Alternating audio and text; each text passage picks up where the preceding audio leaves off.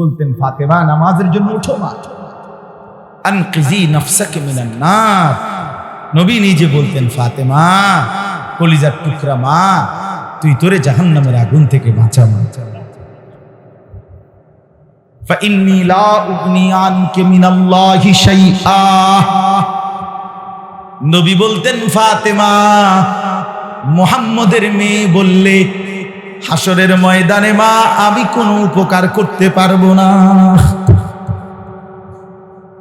সেজদাবিহীন মা, পর্দাবিহীন, আল্লাহর গোলামি বিহীন ফাতেমা মুহাম্মদের মেয়ে বললেই শুধু পার পাইবা না, আলীর স্ত্রী বললে হবে না, হাসান হুসাইনের মা বললে হবে না, মুহাম্মদের কন্যা বললে হবে না। নবী বললেন, ফাতেমা সেজদা দেখাইতে হবে, কি তোমার পর্দা দেখাইতে হবে, তোমার আমল নামা তোমাকেই বুঝাই দিতে হবে। আল্লাহর নবী তার চাচা আব্বাস রাদিয়াল্লাহু তাআলা আনহু, নবীজির চাচা আব্বাসের ঘরের কাছে যেতেন, ফজরের ওয়াক্তে দরজা নেড়ে ডাকতেন, ইয়া আম কুম লিস-সালাহ, চাচা নামাজের জন্য ওঠেন, আনকিজ নাফসাকা মিনান নার, চাচা আপনি নিজেকে জাহান্নামের আগুন থেকে বাঁচান। ফাইন্নী লা উগনি আনকা মিনাল্লাহি শাইআ, চাচা মুহাম্মদের চাচা বললে আমি হাসরের ময়দানে উপকার করতে পারবো না, পারবো না। আল্লাহর নবী বলেন সাল্লাল্লাহু আলাইহি ওয়াসাল্লাম, নবী বলেন হাসরের কঠিন ময়দানে ইব্রাহিমের মতো নবী তার ছেলে ইসমাইলকে চোখের সামনে দেখতে পাবে, কিন্তু একটা বারও সন্তানকে ডাক দিবে না, বরং ইব্রাহিমের মতো নবী বলবে, ইয়া রব্বি নাফসি নাফসি, আল্লাহ আজ হাসরের কঠিন ময়দানে আমি ইব্রাহিমকে বাঁচান, আমাকেই বাঁচান। ছেলেটার কি হবে সে বুঝুক। আল্লাহর নবী বলেন, ইয়াকুব নবী 40 বছর একটানা ছেলে ইউসুফের জন্য কাঁদতে কাঁদতে হাত্তা বিয়াদ্দাত আইনাহু মিনাল হুজনি। আল্লাহ তাআলা কোরআনে বলেন, ইয়াকুব 40 বছর টানা ইউসুফের জন্য কাঁদতে কাঁদতে চোখটা অন্ধ হইয়া সাদা হয়ে গেছে। এতটা লম্বা সময় যেই সন্তানের জন্য ইউসুফ নবীর জন্য ইয়াকুব নবী কাঁদলেন, ইয়াকুব নবী ইউসুফকে কি পরিমাণ ভালোবাসতেন, কি বলেন? সেই ইয়াকুব নবী ইউসুফকে হাসরের ময়দানে দেখবার পরেও চোখের সামনে নবীজি বলেন, আল্লাহর কসম উম্মত একটা বারের জন্য ইউসুফকে ডাকবে না, বলবে ইয়া রব্বি নাফসি নাফসি, আল্লাহ আমাকে বাঁচান, আমাকে বাঁচান, আমাকেই বাঁচান, দয়া করে রহম করেন। ছেলেরা বাপ নিজের ভালো করে, নিজের ভালো, এভাবে মানুষ নষ্ট হয় না রে ভাইয়া। মুসলমানের সন্তান এত ফালতু হওয়ার কথা না ভাইয়া।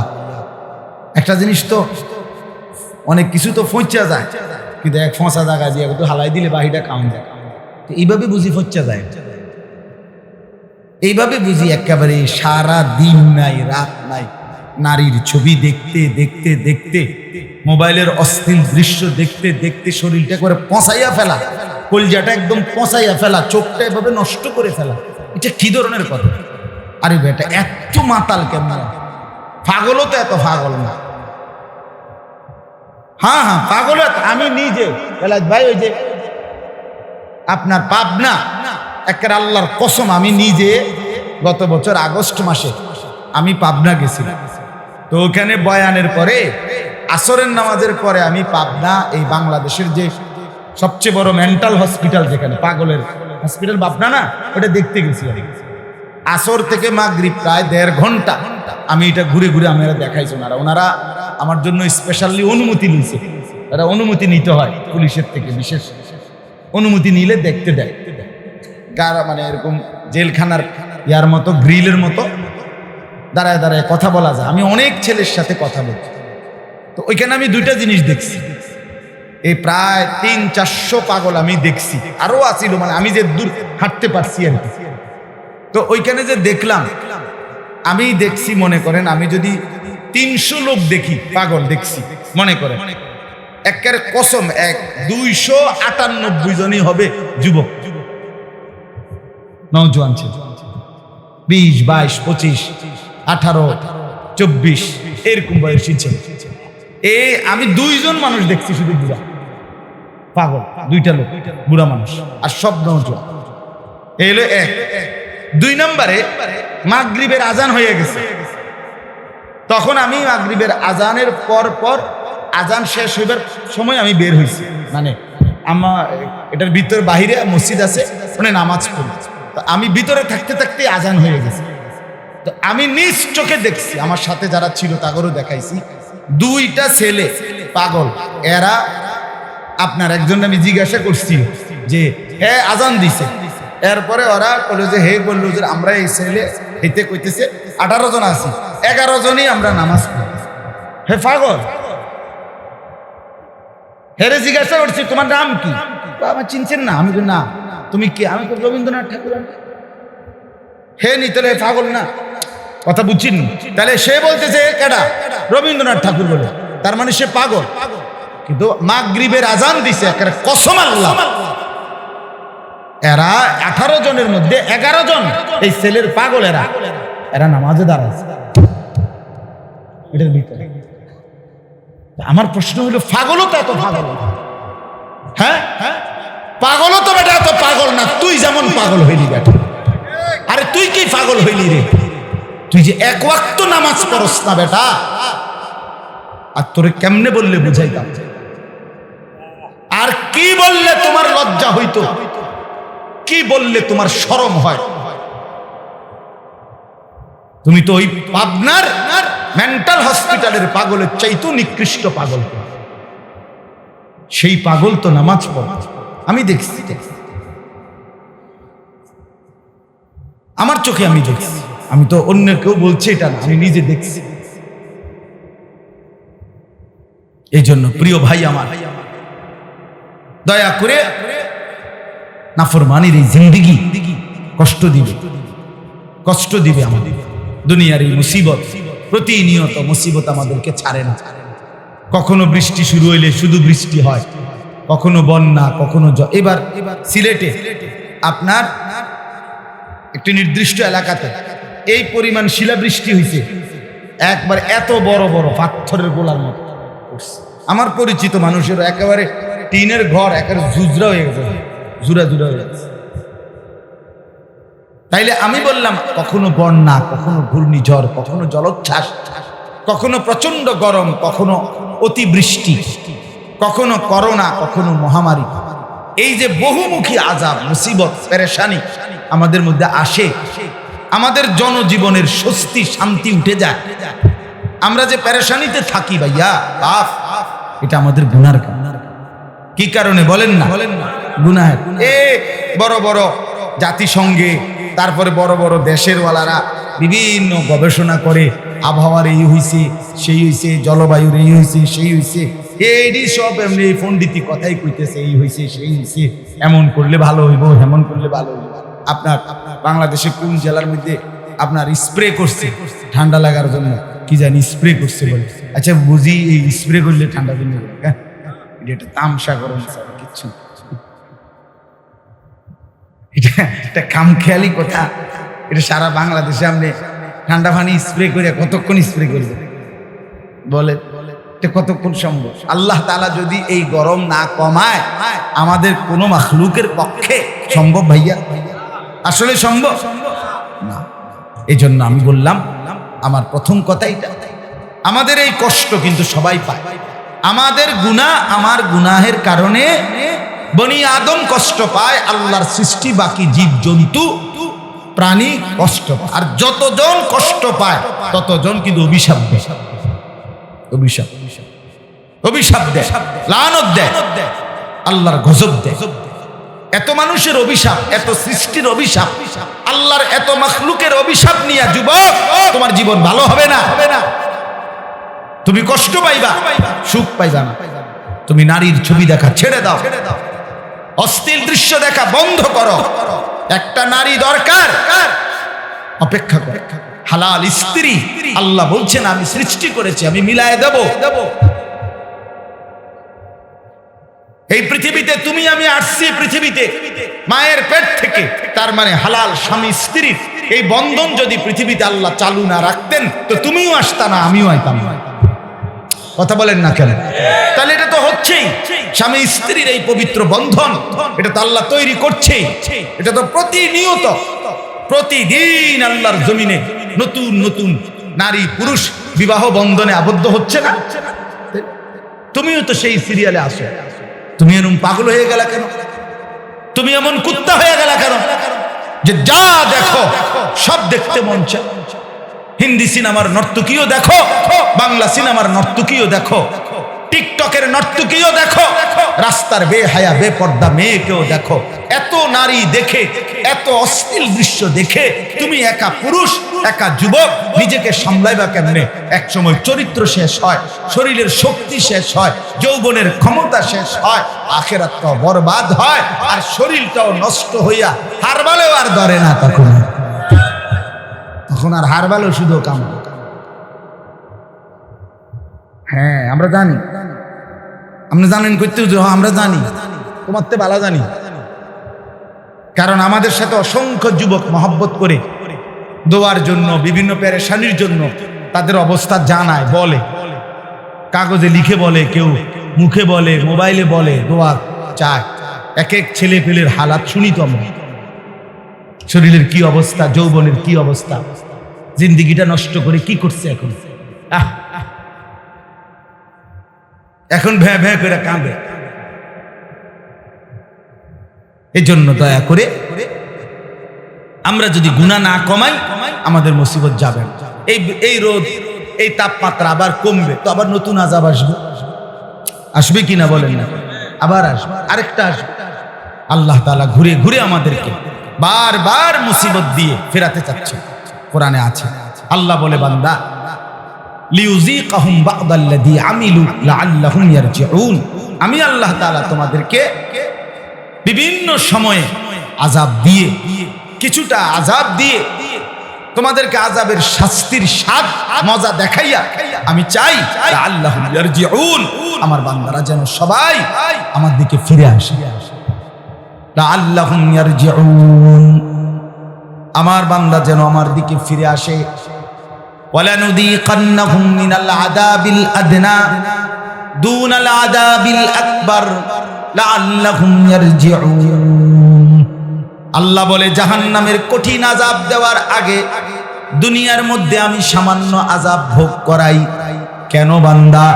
যেন তোমরা আমি আল্লাহর দিকে ফিরে আসো। লাঠি দেখাইলে বাচ্চা খাইতে শুরু করে, লাঠি দেখাইলে বাচ্চা ভয় পেয়ে চুপ করে ফেলে, অর্থাৎ বাচ্চাকে লাঠি দেখাইয়া তাকে ফিরাইতে চায়। রব্বুল আলামিন ছোট্ট ছোট্ট আযাব দিয়ে, মুসিবত দিয়ে, কখনো অতিবৃষ্টি, কখনো অনাবৃষ্টি, কখনো ঝড়, কখনো জলোচ্ছ্বাস, কখনো বন্যা, কখনো ভূমিকম্প ইত্যাদি মুসিবত দিয়ে দিয়ে আল্লাহ চায় আমার বান্দা আমার দিকে ফিরে আসুক। কিন্তু বান্দা তো বুঝে না। আল্লাহ বলেন কুল নারু জাহান্নামা আশাদ্দু হাররা লাউ কানু ইয়াফকাহুন। আল্লাহ বলে বন্ধু বলে দেন দুনিয়ার আগুন, দুনিয়ার রৌদ্রের তাপ, এটা যদি এমন গরম মনে হয় তাইলে শুনে নাও বান্দা, জাহান্নামের আগুনের গরম তার চাইতে বেশি তীব্র, অনেক বেশি গরম। লাউ কানু ইয়াফকাহুন। আল্লাহ বলে হায় আমার বান্দা যদি আমার এই কথাটা বুঝতো। মায়া করে বলছে, আল্লাহ বলছেন লাউ কানু ইয়াফকাহুন। আহা বান্দা যদি তুমি আমার কথাটা বুঝতা।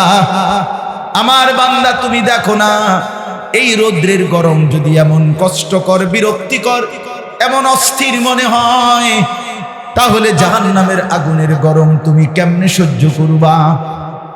তাইলে হাসরের ময়দানের তীব্র গরম, মাথার উপরে সূর্যটা থাকবে, পায়ের নিচের জমিন তামার মতো হবে। আল্লাহ তাআলা কোরআনে বলছে বান্দা একদিন হাসরের ময়দান 50,000 বছর আর সেই 50,000 বছর একটানা দুই পায়ের নিচে তালুতে যেটুকু জায়গা, এটুকু জায়গার উপরেই দাঁড়িয়ে থাকতে হবে। ইয়াউমা ইয়াকুমুন নাসু লিরাব্বিল আলামিন। আল্লাহ বলে বান্দা সেদিন কিন্তু দাঁড়িয়ে থাকতে হবে, দাঁড়িয়ে একটা সেকেন্ড। নবী বলেন হাসরের কঠিন ময়দানে এক সুতা সামনে যাবে না, পিছনেও যাবে না, ডানেও ফিরবে না, বামেও ফিরবে না, 1 ইঞ্চি নড়াচড়া করতেও পারবে না। এমন অবস্থায় দাঁড়িয়ে থাকতে হবে প্রথম দিন 50,000 বছর। 50,000 বছর আপনার বাপ দাদা 14 গোষ্ঠীর কয়জনের হায়াত? হ্যাঁ বলেন। 3টা ঘন্টা প্রখর রৌদ্রের মধ্যে, প্রচন্ড রোদ যেখানে পড়ছে, এরকম খোলা মাঠে 3টা ঘন্টা দাঁড়ায় থাকেন, দেখেন কেমন হয়, দেখেন কেমন হয়। আর এটা তো রৌদ্রের গরম, তো আগুনের গরম কেমন, জাহান্নামের গরম কেমন? আল্লাহর নবী সাল্লাল্লাহু আলাইহি ওয়াসাল্লাম বলেন উকিদাতিন নারু আলফা সানা, জাহান্নামের আগুনকে 1000 বছর জ্বালানো হয়েছে। হাত্তা আহমাররাত, জাহান্নামের আগুন লাল হয়ে গেছে। সুম্মা উকিদাত আলাইহা আলফা সানা, পুনরায় জাহান্নামের আগুন আরো 1000 বছর জ্বালানো হয়েছে। হাত্তা বিয়াদ্দাত, ফলে জাহান্নামের আগুন সাদা হয়ে গেছে। সুম্মা উকিদাত আলাইহা আলফা সানা, পুনরায় আরো 1000 বছর জাহান্নামের আগুন জ্বালানো হয়েছে। হাত্তা সুওয়াদ্দাত, নবীজি বলেন জাহান্নামের আগুন 3000 বছর জ্বলতে জ্বলতে একদম অমাবস্যার অন্ধকারের মতো কালো হয়ে গেছে। 3000 বছরের। আল্লাহ কোরআনে বলে বন্ধু নারুল্লাহিল মুকাদা আল্লাতী তাত্তালিউ আলাল আফইদা। বন্ধু আমার, আল্লাহ বলে বান্দা দুনিয়ার যদি কারো গায়ে আগুন লাগে তাইলে একদিকে লাগলে যদি সেটা নিভানো যায় তাইলে কিন্তু বাকিটা বাইচা যায়, ঠিক কিনা বলেন? এই সাইড পুড়ে গেছে, বাকিটা তো বেঁচে গেছে। কিন্তু রব্বে কারীম কোরআনে বলেন বান্দা জাহান্নামের আগুন আমি রব্বুল আলামিন নিজে জ্বালাবো। আর আমি আল্লাহ জ্বালাবার পরে জাহান্নামের আগুনের প্রথম স্পর্শ, প্রথম সেকেন্ড তোমার গায়ের যেদিক দিয়েই লাগবে, প্রথম সেকেন্ডেই পুরা শরীর কলিজাটা সুদ্ধা একসাথে জ্বলে যাবে। আল্লাতী তাত্তালিউ আলাল আফইদা।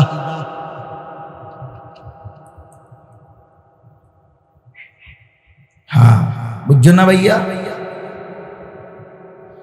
প্রথম ছাপ লাগলেই পুরা শরীর একসাথে এবং ভেতরের কলিজা শুদ্ধা জ্বলে যায়।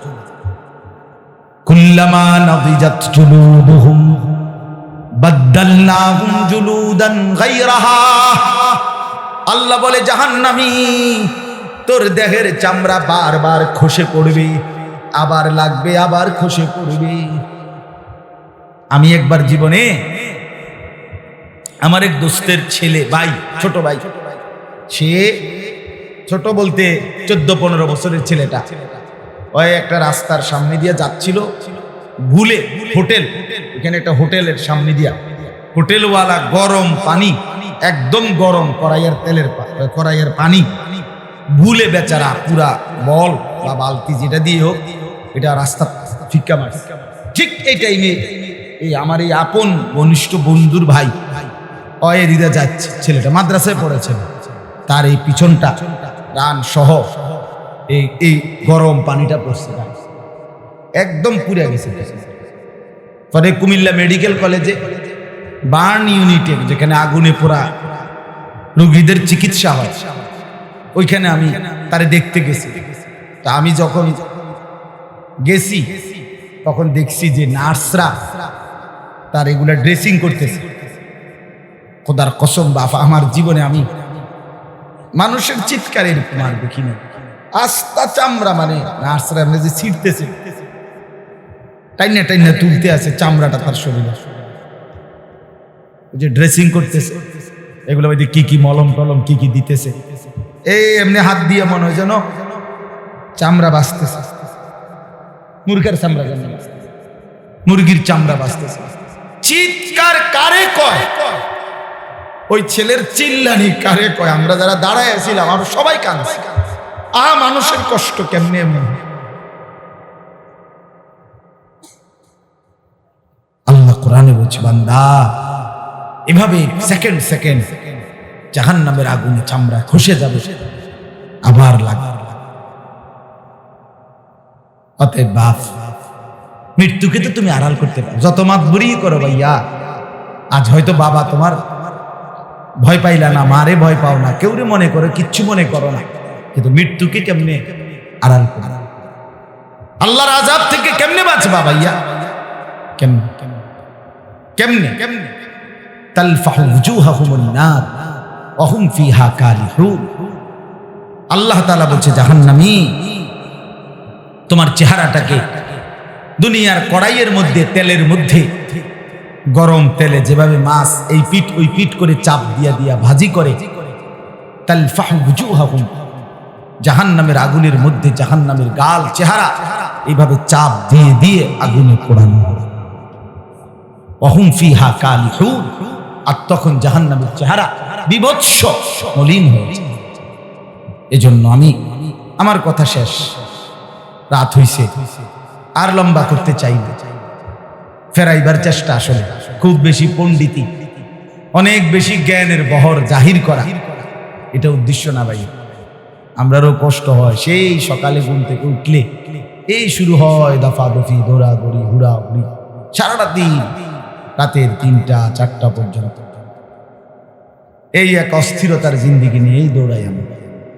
ফিকির একটাই, আমারও ফিকির একটাই, আল্লাহর বান্দারা যেন ফিরে আসে। মালিক চাই এটাই, আমার কথা বলো, আমার কথা শোনাও আমার বান্দাদেরকে, বিনিময়ে আমার বান্দারা যেন আমাকেই ভয় পায়, আমার কাছে ফিরে আসে।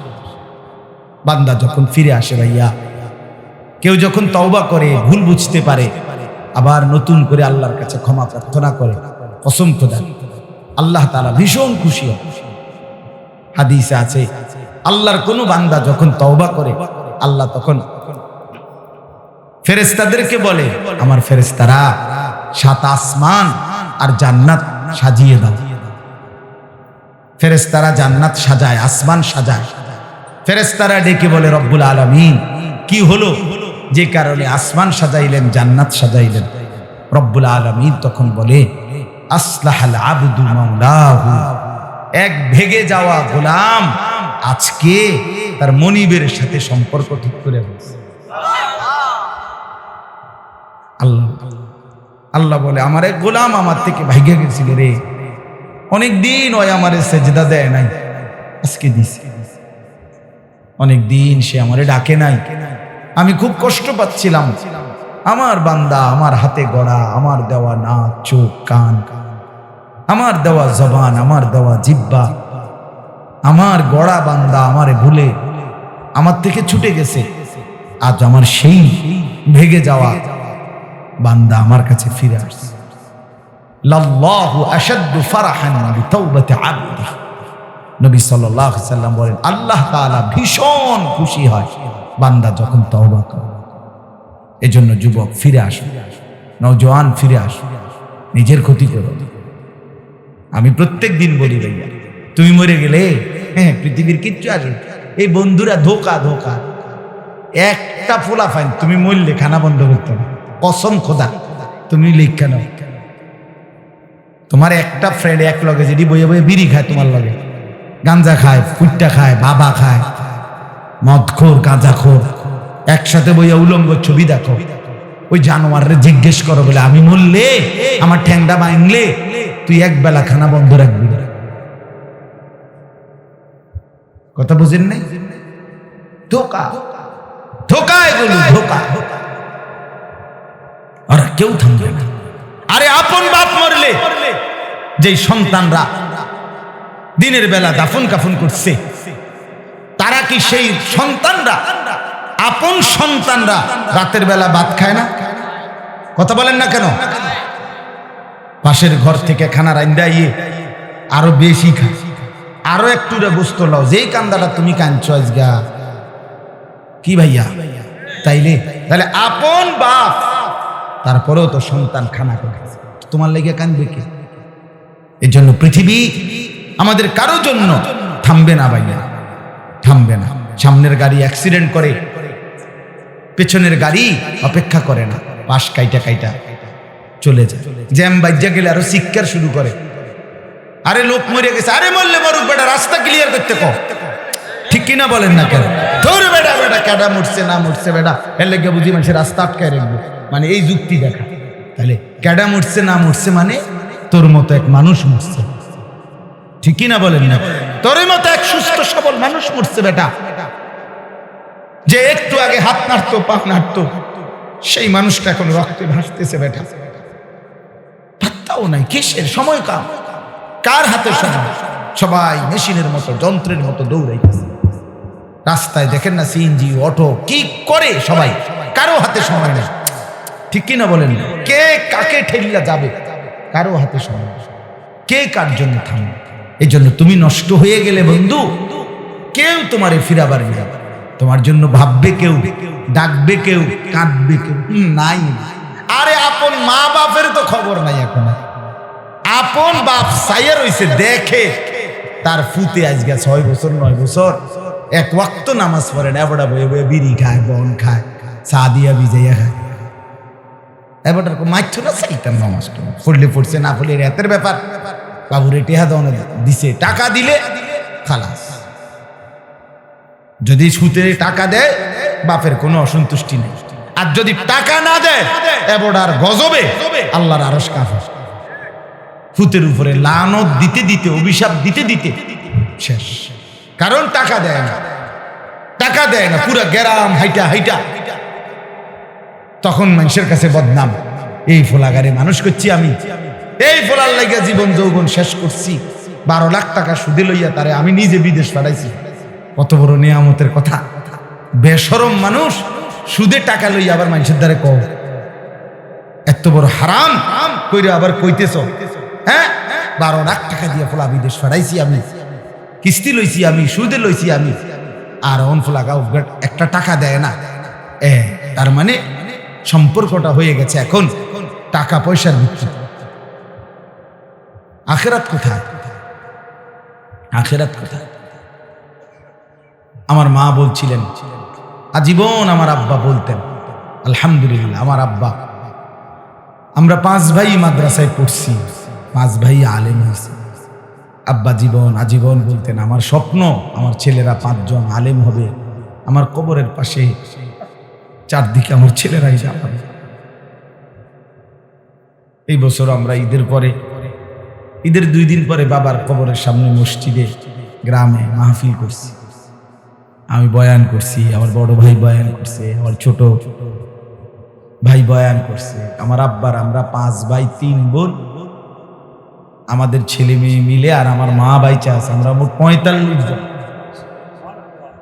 আমার বাবার বংশ, মা সহ, মা ছাড়া 44 জন, মা একজন 45 জন, একের গুণা 45 জন। আলহামদুলিল্লাহ, একেবারে 45 জনের ছোট বাচ্চাটাও, একবারে 2.5 বছরের বাচ্চাটাও আলহামদুলিল্লাহ আল্লাহর নাম বলতে পারে। 2.5 বছরের মেয়েটাও ওই মজলিসে গেছে, আমাদের সবচেয়ে ছোট, সেও মাথায় হিজাব ছিল, আল্লাহর নাম রাখছে।